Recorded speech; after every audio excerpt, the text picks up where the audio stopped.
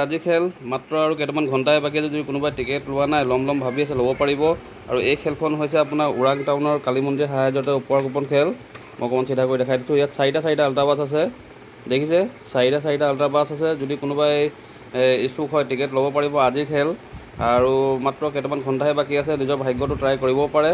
আৰু ইয়াত মানে কি আপোনাৰ টোটেল চাবলৈ গ'লে আপোনাৰ 105টা প্ৰাইজ আছে, তাৰে আপোনাৰ 60টা আছে কুপন প্ৰাইজ, তাৰপাছত আছে আপোনাৰ 30টা আছে আপোনাৰ বুক প্ৰাইজ আৰু 15টা আছে এজেণ্ট প্ৰাইজ।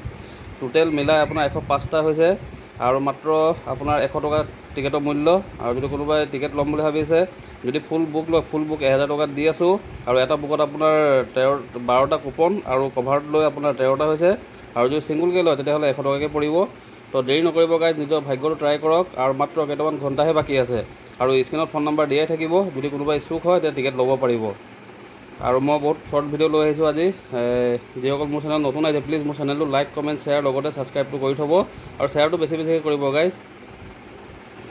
এই সংবাদ মেলৰ জৰিয়তে আমি সমগ্ৰ অসমবাসীৰ ৰাইজক আহ্বান জনাব বিচাৰিছোঁ যে আমাৰ উপহাৰ কুপন খেলখন 22 ছেপ্টেম্বৰ তাৰিখে আমি অনুষ্ঠিত কৰিম।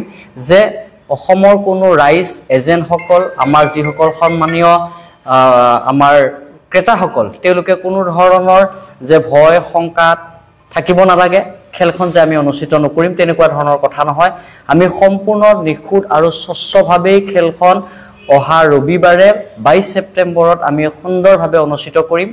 আৰু আমি যিহেতু অসমবাসী ৰাইজক ওৰাঙৰ পৰা স্বচ্ছ নিকা এখন উপহাৰ কুপন খেল দেখুৱাবলৈ বিচাৰিছিলোঁ, সেই হেতুকে অহাকালি সম্ভৱ নহ'ব, ইণ্টাৰনেট সেৱা কৰ্তন থকাৰ বাবে। আমি পৰৱৰ্তী ৰবিবাৰে অৰ্থাৎ 22 ছেপ্টেম্বৰ দিনা আমি সুন্দৰভাৱে স্বচ্ছ নিকাভাৱে আমি ওৰাং লক্ষী মন্দিৰ প্ৰাংগণত এই উপহাৰ কুপন খেলখন অনুষ্ঠিত কৰিম।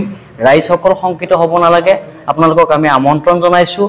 অহা ৰবিবাৰে আপোনালোকে 22 ছেপ্টেম্বৰৰ দিনা ওৰাঙত উপস্থিত হৈ আপোনালোকে ওৰাং টাউন কালী মন্দিৰ নিৰ্মাণৰ সাহায্যাৰ্থে অনুষ্ঠিত হোৱা খেলখনৰ সেই পদ্ধতিসমূহ স্বচ্ছ নিকাভাৱে হৈছেনে নাই সেয়া আপোনালোকে চাব পাৰিব।